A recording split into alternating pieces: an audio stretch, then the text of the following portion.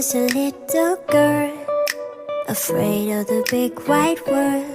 She grew up within her castle walls. Now and then she tried to run, and then on a night with the setting sun, she went in the woods away, so afraid, all alone.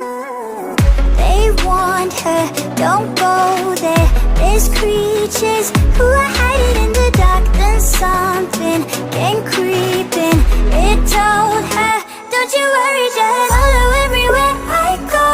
Top of all the mountains, a valley low, give you everything you've been dreaming of, just let me in. Ooh.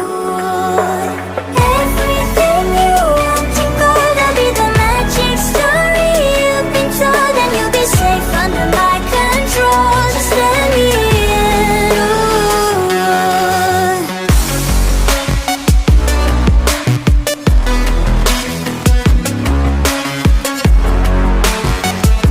Just let me in. She knew she was hypnotized and walking on cold thin ice. Then it broke and she awoke again.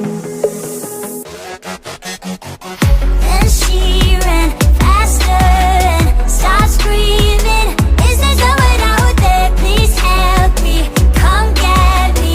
Behind her, she could hear it say, follow everywhere I go.